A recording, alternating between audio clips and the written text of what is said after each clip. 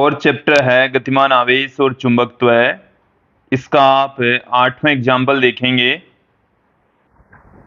कि चित्र 4.15 में एक लंबा सीधा वर्ताकार अनुप्रस्थ काट का जिसकी त्रिज्या a है, विद्युत धारावाही तार जिसमें स्थायी विद्युत धारा I एम्पीयर प्रवाहित हो रही है को दर्शाया गया है।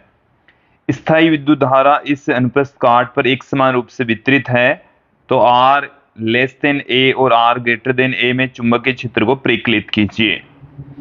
सबसे पहले हम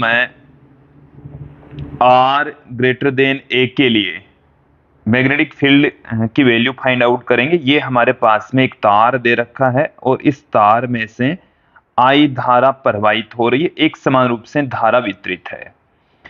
तो देखिए इस जो हमें तार दे रखा है इसकी रेडियस है a, इसकी रेडियस कितनी है a है, और इस तार के अक्ष से स्मॉल r दूरी बाहर एक पॉइंट P है जिस पर हमारे को magnetic field intensity find out करनी है। तो इसके लिए हम क्या करेंगे, एम्पियर के नियम का प्रयोग करने वाले हैं। एम्पियर के नियम का प्रयोग करेंगे। देखिए एम्पियर का नियम क्या है, चुंबकीय क्षेत्र का बंद रेखा समाकलन B vector dot dl vector equal to mu zero summation I।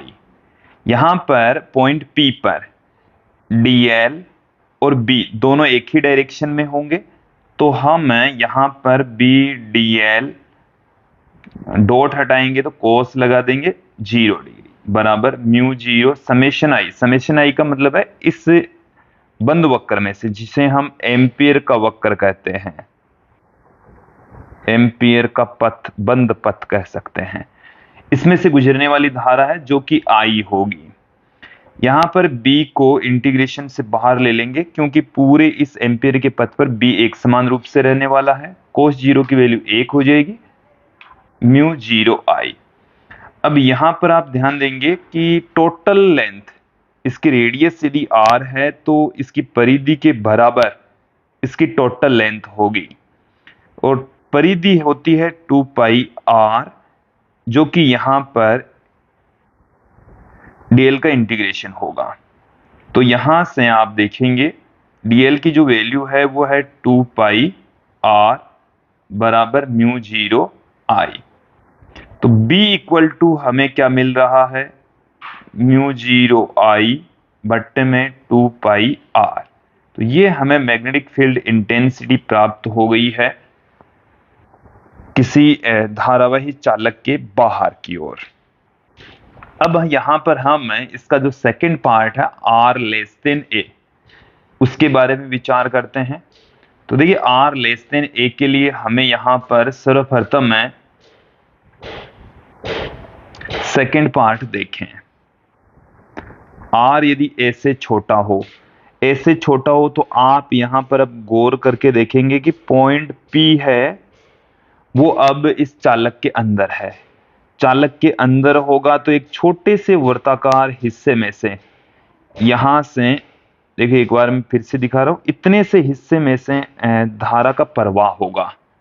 तो आप यहां पर ध्यान देंगे पाई a स्क्वेयर, क्षेत्रफल से कितनी धारा बह रही है I, क्षेत्रफल से प्रवाहित धारा हमें दे रखी है I। ओके, तो एकांक क्षेत्रफल से प्रवाहित होने वाली जो धारा है वो I बट्टे में पाई a स्क्वेयर हो जाएगी, और हमें चाहिए पाई r स्क्वेयर क्षेत्रफल से। तो पाई r स्क्वेयर क्षेत्रफल से प्रवाहित धारा जो कि समेशन I है, तो I बट्टे में pi a square into pi r square, then summation I की जो वैल्यू है वो हमें देखिए पाई से पाई कैंसिल हो जाएगा, I इंटू r स्क्वेयर बट्टे में a स्क्वेयर आ जाएगा। तो ये आप क्लियर करके रखें, ये हमारे पास में धारा की वैल्यू आ गई है, समेशन I का मान प्राप्त हो गया है।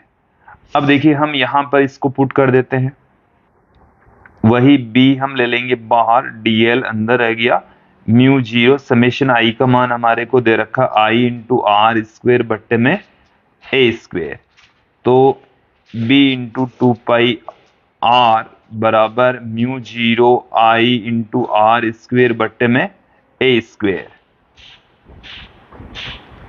क्लियर? तो यहां से b इक्वल टू हमें क्या मिल रहा है, म्यू जीरो आई, एक स्मॉल आर से एक स्मॉल आर कैंसिल हो जाएगा, बट्टे में two pi a square. Okay, तो ये हमें मैग्नेटिक फील्ड इंटेंसिटी की वैल्यू प्राप्त हो गई है। और यहां पर जो चुंबकीय क्षेत्र की तीव्रता है वो दूरी के समानुपाती होती है, जबकि बाहर जो चुंबकीय क्षेत्र की तीव्रता है वो दूरी की व्युत्क्रमानुपाती होती है। तो ये था 8वां एग्जाम्पल।